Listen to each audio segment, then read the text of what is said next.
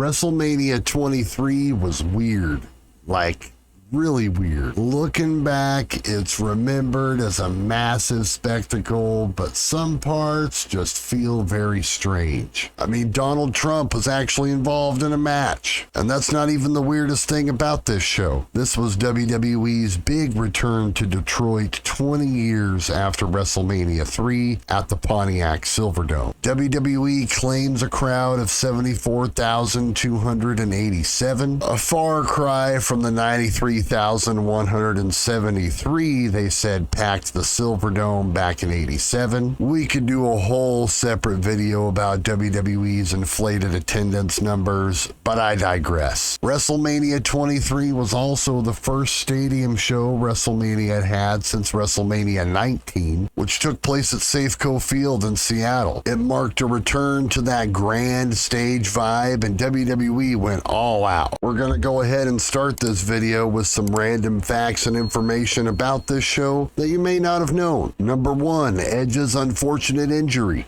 Edge happened to suffer a legit injury shortly before the event, which changed a lot of WWE's plans for the Money in the Bank winner. Rumor has it that Edge was originally slated to win the briefcase. However, of course, that was changed to Mr. Kennedy, who just ended up losing the briefcase back to Edge anyway, so none of it really mattered in the end. Speaking of which, here's fact number 2. Mr. Kennedy was supposed to cash in at WrestleMania 24. So the story goes is that when the plan was switched from Edge to Mr. Kennedy, apparently the initial plan was for him to hold on to the briefcase all the way until WrestleMania 24 and be the first person to cash in the briefcase at WrestleMania. This is a very interesting story. It would take WWE 8 years later to do this exact thing with Seth Rollins at WrestleMania 31. But as mentioned before, he ended up just losing the briefcase to Edge anyway, so none of it really matters. This was due to an injury that popped up for Mr. Kennedy right after WrestleMania, and depending on who you ask, may have had a little something to do with some backstage heat as well. Number 3, this was Stone Cold's first WrestleMania appearance since WrestleMania 20. Yes, in fact, Stone Cold was absent from WrestleMania 21 and 22, but returned here as a special guest referee in the Battle of the Billionaires match. Number 4, the show grossed over $23 million,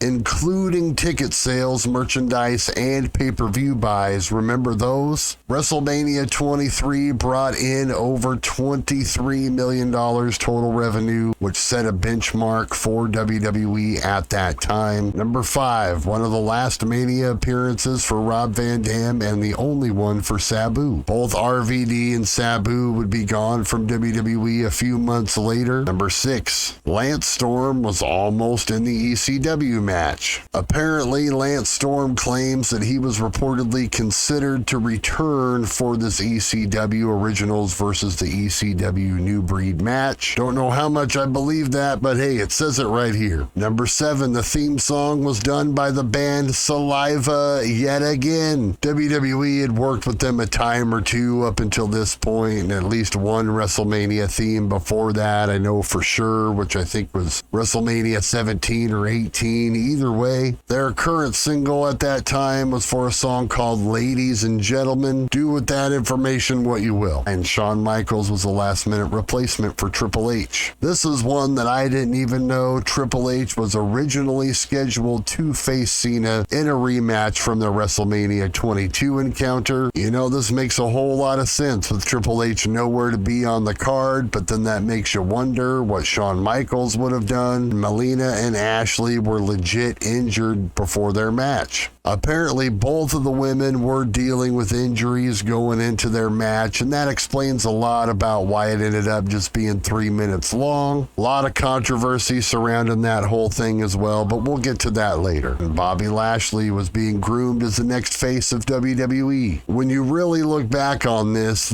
was WWE's attempt to launch Lashley as a top guy with this main attraction match at WrestleMania 23. 23. They may have even thought that he could have possibly been the top guy. His push maintained after this for a few months, but then all of a sudden he left that summer. He felt like he should give a try to doing some MMA stuff while he was still young, and that's what he went to do, and then he eventually came back to wrestling. The show had a shortened broadcast in some markets. Reportedly, several international broadcasts had the event edited down, with the women's match and parts of the ECW tag match cut entirely due to timing constraints. Well, I guess those would have been good places to start. This is one of WWE's top 5 most watched WrestleManias at the time, of course. The WrestleMania 23 event brought in 1.2 million pay-per-view buys, which was absolutely crazy. This was, of course, pre-streaming and all of that, and that's how WWE kept track of this sort of thing, was pay-per-view buys, and, well, it was the most bought WrestleMania ever up until that point. It stayed in the top 5 for years, but of course nowadays with the streaming numbers, no one really knowing exactly what's what, these numbers are going to be forever faltered. Now let's get into the show itself. The show kicked off with the 3rd ever Money in the Bank ladder match. This one featured 8 participants instead of the usual 6. CM Punk, Randy Orton, Finlay, Matt Hardy, King Booker, Jeff Hardy, and Edge. Also the eventual winner, Mr. Kennedy. The match went just under 25 minutes and was a chaotic, high-flying spot fest. Everything you would expect from a Money in the Bank match. One memorable moment, Jeff Hardy hitting a leg drop off of a ladder onto Edge through another ladder, basically taking both guys out of the match. As mentioned earlier, Mr. Kennedy ended up winning this thing and fumbled the whole deal. Next up, a true clash of giants. The Great Khali took on Kane. Lord bless Khali, but he just was not meant to be in a wrestling ring. This one lasted barely 5 minutes. For fans at the stadium, it was prime time to go grab a hot dog or take a bathroom break. Then we got a solid wrestling match. Chris Benoit defended the U.S. title against MVP at a very technically sound match. And you gotta figure MVP learned a lot working with Benoit. Hopefully not everything he knew, if you know what I mean.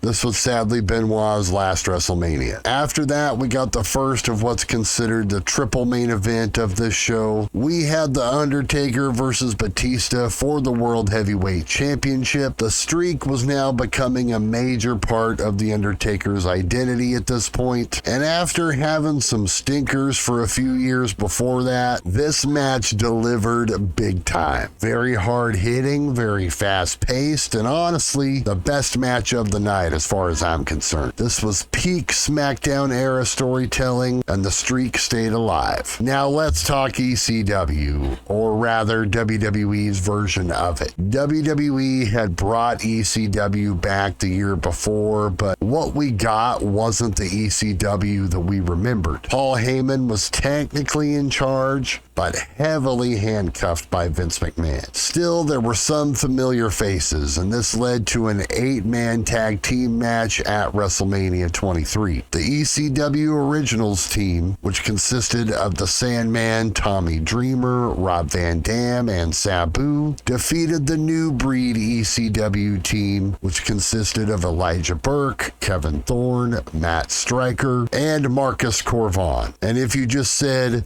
who? Yeah, I don't blame you for that, but it was a very cool moment for these ECW originals. Guys like Sabu, Sandman, and Dreamer, this would be their one and only chance to show what they could do on a WrestleMania stage. Then came what was basically billed as the main attraction of this show, for better or for worse, the Battle of the Billionaires. Bobby Lashley, representing Donald Trump, took on Umaga, who was representing Vince McMahon, and the wild card, Stone Cold Steve Austin as a special guest referee. The loser's manager would get their head shaved bald. Why did this matter? Well, there were a lot of rumors that both Trump and McMahon both wore toupees, which I think really helped sell the gimmick. Lashley wins, Vince gets shaved, and yeah, it turns out McMahon's hair was real after all. And honestly, it takes forever, but watching Vince get his head shaved was actually very, very funny. Then we we slowed things down with the Lumberjill match for the women's championship. This was the aforementioned Melina versus Ashley Massaro match. It goes a whole 3 minutes. Allegedly, they were injured, and that's why it was cut so short. Also, just gonna drop this here, and you do with it what you will. I think that it's interesting that Ashley was in this WrestleMania match, given what we know now about what happened to her the year before in Kuwait. That's all I'm saying. And finally, the main event was John Cena defending the championship against Shawn Michaels. This was a true dream match of the time. These guys went nearly 30 minutes, and it absolutely delivered. If you ask most people, they're going to be pretty split down the middle on what their favorite match from this WrestleMania was. It's either going to be this one or Undertaker Batista. Which match do you think was better? Go ahead and let me know that down in the comments. Also, hot take here maybe. I think that this was probably Cena's best WrestleMania match up till that point, and maybe even ever. Let me know what you think about that down in the comments as well. All in all, WrestleMania 23 was a very strange mix of spectacle, politics, legends, and some genuinely great wrestling. It had some big moments, some weird choices, and kind of over-the-top drama that only WWE can pull off. Thank you very much for watching. Please subscribe to the channel and leave a like on your way out until we see you next time right here on Pro Wrestling Planet.